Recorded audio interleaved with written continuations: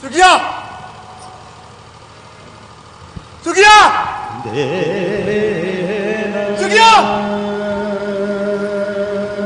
मार सुखिया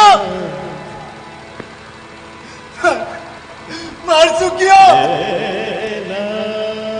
मार सुखिया सुखिया सोना ए अमर सोना तुमको